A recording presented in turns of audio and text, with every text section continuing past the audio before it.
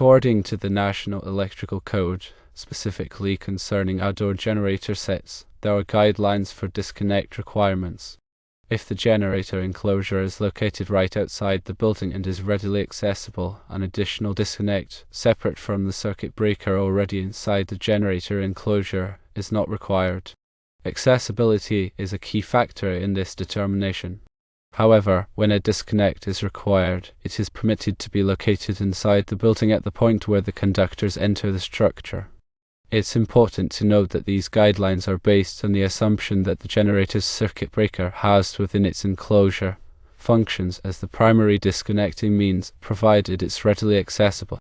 The NEC aims to ensure safety during maintenance or emergencies, allowing for a readily available means to de-energize the generator and its connected circuits. Therefore, understanding the definition of accessibility and the specific requirements within the applicable edition of the NEC is crucial for compliant generator installations. Firstly, accessibility refers to the ability to reach a device or equipment without obstruction or the need to climb over or remove obstacles. In the context of generator disconnects, an accessible circuit breaker inside the generator enclosure means that it can be easily reached and operated by qualified personnel without requiring special tools, ladders, or the removal of permanent structures. Secondly, the distance between the generator and the building plays a role when the circuit breaker in the enclosure is not accessible, which may necessitate an additional disconnect located either outside the building or inside where the conductors enter. The specific distance requirements may vary depending on the local electrical codes or amendments. Thirdly, the location of the disconnect inside the building must comply with other NEC requirements, such as being readily accessible and not obstructed by storage or other equipment. The disconnect must also be properly labeled to indicate its function and the equipment it controls. Code sections such as Article 700.12 may be of assistance, which generally addresses emergency systems, and other articles, such as Articles 701 and 702. In addition, a thorough study of Articles 445 and 480 may be required. In addition, it is vital to consult the authority having jurisdiction, also known as the AHA, for the final say when installing the electrical system. The AHA is the local official or agency responsible for enforcing electrical codes and standards. This is the only way you will be in compliance. If a generator enclosure is right outside the building and is accessible, you do not need a disconnect other than the generator circuit breaker which is inside the enclosure. The National Electrical Code specifies that a disconnecting means must be provided for generators to isolate them from the electrical system during maintenance or emergencies. This disconnecting means allows qualified personnel to safely de-energize the generator and prevent backfeed into the electrical system, ensuring the safety of workers and preventing damage to equipment. The primary purpose of the disconnecting means is to provide a readily accessible and reliable way to shut off the generator in case of a fault, maintenance, or other emergency situation. This disconnecting means must be located at a readily accessible location, either at the generator itself or at a remote location, such as inside the building where the conductors enter. The disconnecting means must be clearly labeled to indicate its purpose and function, and it must be capable of interrupting the maximum available fault current at its location. In addition to the disconnecting means, the National Electrical Code may also require overcurrent protection devices, such as circuit breakers or fuses, to protect the generator and the electrical system from overloads and short circuits. These overcurrent protection devices must be properly sized and coordinated to ensure that they trip or open before the generator or the electrical system is damaged. The National Electrical Code also addresses the grounding and bonding requirements for generators to ensure electrical safety and prevent shock hazards. The generator must be properly grounded to provide a low impedance path for fault currents, and all metal parts of the generator and its associated equipment must be bonded together to create an equipotential plane. Article 250 covers the minimum requirements.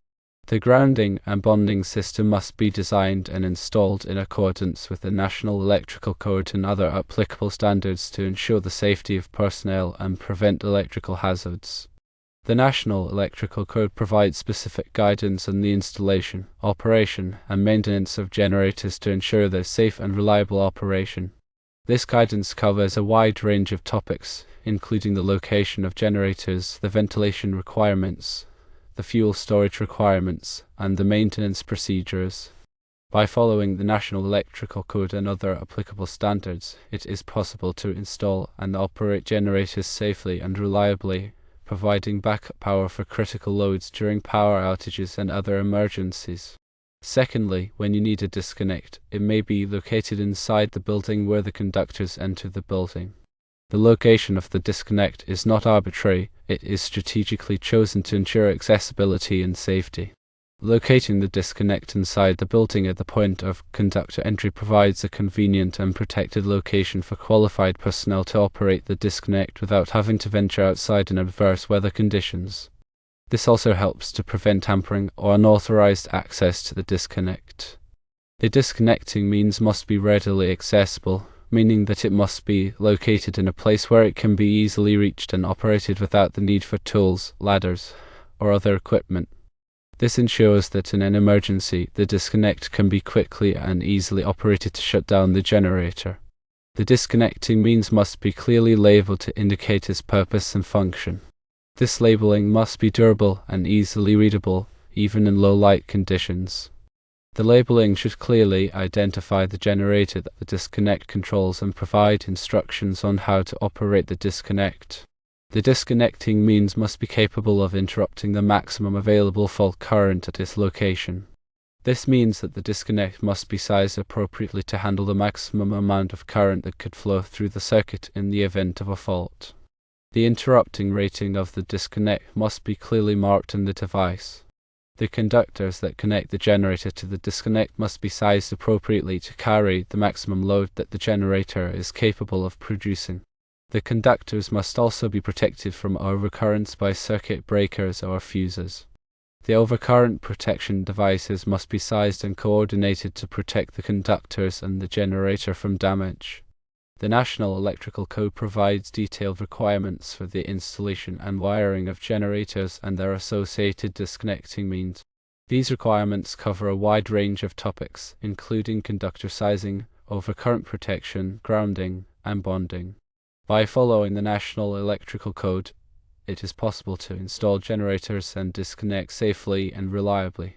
It is always best to consult with a qualified electrician or electrical engineer to ensure that your generator installation complies with all applicable codes and standards. They can help you select the appropriate disconnecting means and ensure that it is installed correctly and safely. The National Electrical Code, or NEC, is a comprehensive set of standards for electrical wiring and equipment in the United States.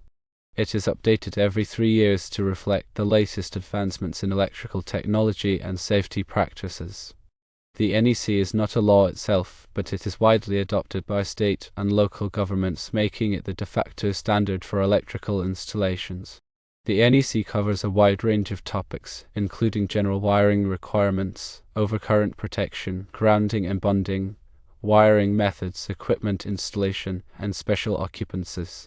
It also includes specific requirements for generators, including disconnecting means, overcurrent protection, and grounding.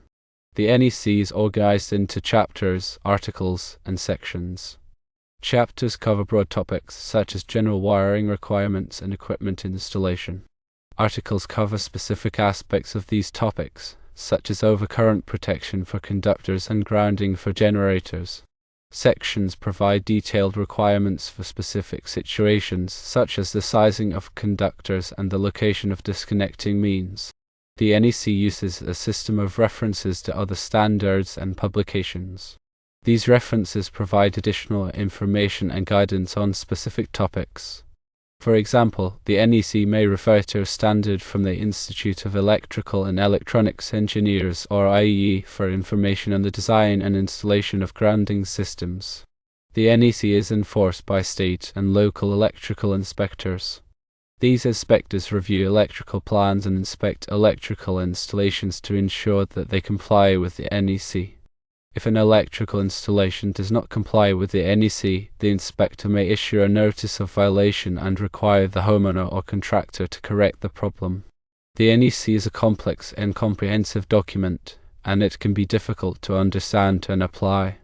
It is important to consult with a qualified electrician or electrical engineer to ensure that your electrical installations comply with the NEC. The purpose of the disconnecting means is to provide a way to safely disconnect the generator from the electrical system in case of an emergency or for maintenance purposes. The disconnecting means must be readily accessible and capable of interrupting the maximum available fault current at its location. The National Electrical Code specifies the requirements for the location of the disconnecting means. The disconnecting means must be located at a readily accessible location, either at the generator itself or at a remote location, such as inside the building where the conductors enter. The NEC allows the disconnecting means to be located inside the building where the conductors enter under certain conditions. These conditions include the following: the disconnecting means must be readily accessible to qualified personnel.